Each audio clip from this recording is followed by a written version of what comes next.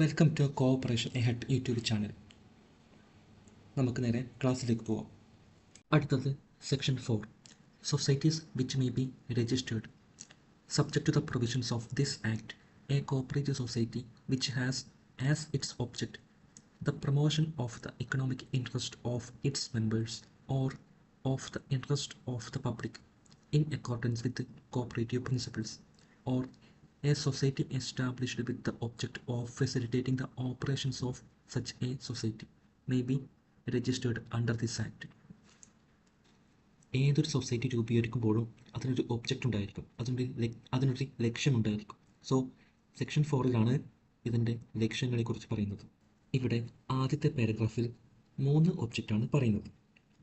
ഒന്നാമത്തെ, promotion of the economic interest of it's members, അതായത് അംഗങ്ങളുടെ സാമ്പത്തിക താൽപ്പര്യം സംരക്ഷിക്കുക, അല്ലെങ്കിൽ of the interest of the public in accordance with cooperative principles, സഹകരണ തത്വങ്ങൾ പ്രകാരം പൊതുജനങ്ങളുടെ താൽപ്പര്യം സംരക്ഷിക്കുക, അല്ലെങ്കിൽ A society established with the object of facilitating the operations of such A society, ഒരു സംഘത്തിന് പ്രവർത്തിക്കാൻ ആവശ്യമായ എല്ലാവിധ സൗകര്യങ്ങളും നൽകാൻ പറ്റുന്ന ഒരു സൊസൈറ്റിയോ ഈ ആക്ട് പ്രകാരം രജിസ്റ്റർ ചെയ്യാവുന്നതാണ് എന്നാണ് ഇവിടെ പറയുന്നത്. അതുപോലെ തന്നെ provided that no cooperative society shall be registered if it is likely to be economically unsound or the registration of which have an adverse effect on development of cooperative movement. ഇവിടെ provided that എന്ന് പറയുന്നത് ഈ condition satisfied ആണെങ്കിൽ മാത്രമേ മുകളിലുള്ള object പ്രകാരം രൂപീകരിച്ച സംഘത്തിന് രജിസ്ട്രേഷൻ നൽകുകയുള്ളൂ. ഇവിടെ പറയുന്നു, സഹകരണ പ്രസ്ഥാനത്തിൻ്റെ വളർച്ചയ്ക്ക് എതിരായതോ സാമ്പത്തികമായി അസ്ഥിരമായതോ ആയ ഒരു സംഘവും രജിസ്റ്റർ ചെയ്യാൻ പാടുള്ളതല്ല എന്നാണ് ഇവിടെ പറയുന്നത്. ഇനി നമുക്ക് കുറച്ചുകൂടെ ഡീറ്റെയിൽഡ് ആയിട്ട് പഠിക്കാം. ഇവിടെ കളർ ചെയ്ത വേർഡ്സ് നിർബന്ധമായി നിങ്ങൾ കാണാതെ പഠിക്കണം, എങ്കിൽ മാത്രമേ കോപ്പറേറ്റീവ് ലോയിൽ നിന്നും ചോദിക്കുന്ന ചോദ്യങ്ങൾക്ക് ഉത്തരം എഴുതാൻ വേണ്ടി പറ്റുകയുള്ളൂ. ഇവിടെ promotion of the economic interest of it's members എന്താണ് ആദ്യത്തെ ഒബ്ജക്റ്റ് പറയുന്നത്. എങ്ങനെയാണ് മെമ്പേഴ്സിന് സാമ്പത്തിക താല്പര്യം ഉണ്ടാവുന്നത്, അല്ലെങ്കിൽ അതിൽ നിന്ന് സാമ്പത്തിക നേട്ടം എങ്ങനെയാണ് ഉണ്ടാവുന്നത്. അതായത് ഇപ്പോൾ ഒരുപാട് ക്യാഷുള്ള ആൾക്കാർ എന്ത് ചെയ്യും, ഒരു കോപ്പറേറ്റീവ് സൊസൈറ്റിയിൽ ക്യാഷ് ഡെപ്പോസിറ്റ് ചെയ്ത് കഴിഞ്ഞാൽ അതിൽ നിന്നുള്ള പലിശ വരുമാനം അദ്ദേഹത്തിന് കിട്ടും. അതുമാത്രമല്ല, ഇപ്പോൾ ആർക്കെങ്കിലും പൈസ ആവശ്യമുള്ള വ്യക്തിയാണെങ്കിൽ കോപ്പറേറ്റീവ് സൊസൈറ്റിയിൽ ലോണിന് അപേക്ഷ കൊടുത്തു കഴിഞ്ഞാൽ അദ്ദേഹത്തിന് കടമായി പൈസ കിട്ടുകയും ചെയ്യും. കൊടുത്തിരിക്കുന്ന വേർഡ്സ് കറക്റ്റായി നിങ്ങൾ പഠിക്കണം.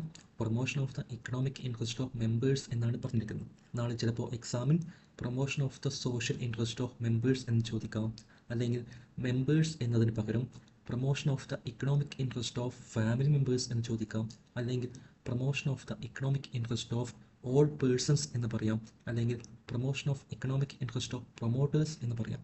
അങ്ങനെയൊക്കെ തന്നു കഴിഞ്ഞാൽ അത് തെറ്റാണ്. Promotion of economic interest of it's members എന്ന് തന്നെ പഠിക്കണം. Or of the interest of the public in accordance with cooperative principles. ഇവിടെ പബ്ലിക് എന്നുള്ള വേർഡ് തന്നെ പഠിക്കണം, കാരണം അതിന് പകരം ചിലപ്പോൾ വേറെ പദങ്ങൾ തന്ന് നമ്മൾ തെറ്റിക്കാം. അതുകൊണ്ട് of the interest of the public in accordance with cooperative principles. ചിലപ്പോൾ ഇവിടെ കോപ്പറേറ്റീവ് പ്രിൻസിപ്പിൾസ് പകരം കോപ്പറേറ്റീവ് വാല്യൂസ് എന്ന് തരാം. അങ്ങനെയൊക്കെ തന്നു കഴിഞ്ഞാൽ അത് എഴുതാൻ വേണ്ടി പാടില്ല. നമ്മൾ പഠിക്കുന്നത് കോപ്പറേറ്റീവ് ലോയാണ്. ലോ പഠിക്കുമ്പോൾ അതിൽ വ്യക്തമായി ചില കാര്യങ്ങൾ പറയുന്നുണ്ടെങ്കിൽ അതുപോലെ തന്നെ പഠിക്കണം. ഇവിടെ കോപ്പറേറ്റീവ് പ്രിൻസിപ്പിൾസ് എന്നാണ് പറയുന്നത്, സോ അത് പ്രകാരം തന്നെ പഠിക്കണം. അതുപോലെ A society established with the object of facilitating the operations of such A society. നമുക്കറിയാം, കേരളത്തിൽ ഒരുപാട് സൊസൈറ്റികളുണ്ട് അല്ലേ.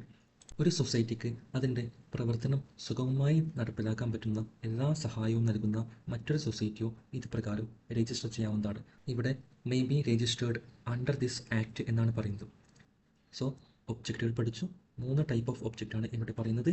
Promotion of the economic interest of it's members or of the interest of the public in accordance with cooperative principles, or a society established with the object of facilitating the operations of such a society may be registered under this Act.